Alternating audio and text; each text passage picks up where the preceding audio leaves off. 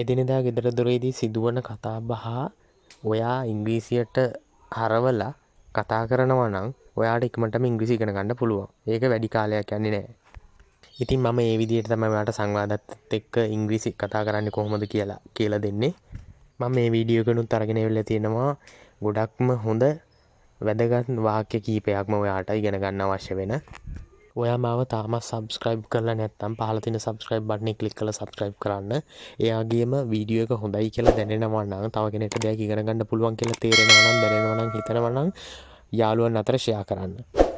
ඉතින් දිගටම රැඳිලා ඉන්න වීඩියෝ එක ඉවර වෙනකම්ම මම Priyankara chat box YouTube channel එකේ උමේෂ් ප්‍රියංකර. ඇයිවා ප්‍රශ්න දාගන්න හදන්නේ? දැන් කෙනෙක්ට අපි බලෙන් උදව් කරන්න යනවා කියලා හිතන්නකෝ. මොනවාම හරි ප්‍රශ්නයක් සිද්ධ වෙච්ච කෙනෙක්ට උදව් කරන්න යනවා. එහෙම නැත්තම් දැන් අර අනතුරු සම්බන්ධ මම මේ කතාව කතා කරන්නේ.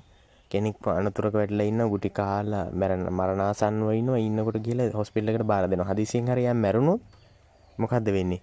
මැරුණොත් පොලිසියට උත්තර බඳින්න ඕන, උසාවි ගානේ රස්සියා දෙන්න ඕන කියලා මිනිස්සු ගොඩක්ම හිතනවනේ. Why do you want trouble? Why do you want trouble? trouble කියන්නේ ප්‍රශ්නය. trouble කියන්නේ ප්‍රශ්නය. දැන් හොස්පිටල් එකේ ඇඳක ඉන්නවා. කකුල පැත්තකින් ගැට ගහලා තුවාල බැන්ඩේජ් කරලා තුවාල වලට බෙහෙත් දාලා ඊට පස්සේ දැන් එයාම ඇඳේ ඉන්න රෝගියාම අහනවා තමන්ගේ යාළුවගෙන් ඇයි අපිට මෙහෙම වුනේ? ඇයි අපිට මෙහෙම වුනේ? Why did this happen to us? Why did this happen to us? happen කියලා කියන්නේ සිද්ධ වෙනවා. happen කියලා කියන්නේ සිද්ධ වෙනවා. ඊයේ තමන්මම ඇරලවපු ලෙඩාව බලන්න මේ පුද්ගලයා එනවා හොස්පිටල් එකට. ඒ වෙලාවේදී නර්ස් කෙනෙක් අහනවා කවුද මේ මහත්තයා? ඒ කියලා ඇහුවට පස්සේ මෙයා උත්තර දෙනවා මම තමයි මේ ලෙඩාව ඊයේ හොස්පිටල් එකට ඇතුළත් කරේ. මේ ඇඩ්මිටඩ් කියන වචනේ නම් ඔයගලන්ට මේ නුපුරුදු දෙයක් නෙමෙයි. ඇඩ්මිටඩ් කියලා කියන්නේ රෝහලට ඇතුළත් කරනවා. Are you a relative? Are you a relative? ඉතින් නර්ස් තවත් ප්‍රශ්න කරනවා. ඒක සාමාන්‍ය හැටියක්නේ. එහෙම අහනවනේ කොහොමද? නෑදෑයෙක්ද? නෑදෑයෙක්ද? ඔයා මෙයාගේ නෑදෑයෙක්ද? Are you a relative? relative කියලා කියන්නේ නෑදෑයා. relative නෑදෑයා. දැන් වෙන විදියකට ওই වාක්‍ය වලට කියන්න ඕනේ කියලා හිතන්නකෝ. අපි කියනවා ඔයා යාළුවෙක්ද? ඔයා යාළුවෙක්ද? Are you a friend? Are you a friend? Are you a friend? Are you a friend? ආයිත් කතාව පැත්තට එමු. නර්ස් ඇහුවා නේද යාළුවෙක්ද කියලා ඇහුවා. ඊට පස්සේ නෑදෑයෙක්ද කියලා ඇහුවා. ඊට පස්සේ මෙයා කියනවා නෑ මම ඊට කලින් දැකලා තියෙනවා. පාරේ වැටිලා හිටියා. I have seen him before. I have seen him before. seen කියලා කියන්නේ දැකලා. seen දැකලා. He was lying on the road. එයා පාරේ වැටිලා හිටියා. lying කියලා කියන්නේ මැතිරිලා ඉන්නවා. lying කියලා කියන්නේ මැතිරිලා ඉන්නවා. on the road කියලා කියන්නේ පාරේ. on the road පාරේ. ඊට පස්සේ ලෙඩා කියනවා ඇයි මහත්තයෝ මාව මරන්න ඉඩ දුන්නේ නැත්තේ?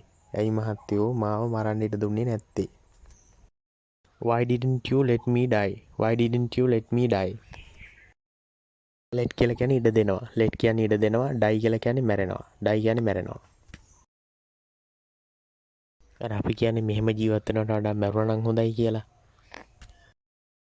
It would have been better to be dead. It would have been better to be dead. dead කියන්නේ මැරෙනවා. dead කියන්නේ මැරෙනවා. dead කියනවා මැරෙනවා.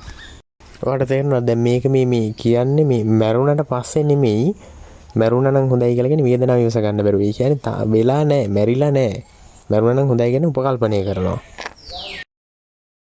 තාත්තා ජීවතුන් අතර තාමත් හිටියනම් අපිට මෙහෙම වෙන්නේ නැහැ එහෙම කියලා කියන්නේ කට්ටිය. කියන්නේ සාමාන්‍යයෙන්. හැබැයි තාත්තා මැරිලා.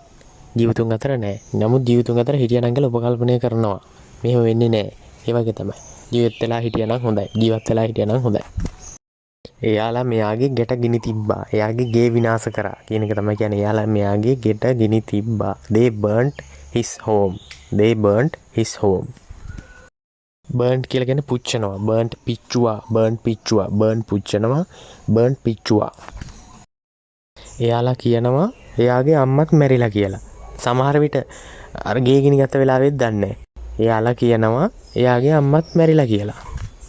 also කියන එකෙන් කියවන අම්මත්.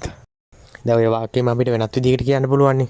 අපිට කියන්න පුළුවන් එයාලා කියනවා එයාගේ මාමත් මැරිලා කියලා. They said that his uncle is also dead. එහෙම මරුණා නම් ඒක ලොකු අපරාධයක් වෙනවා.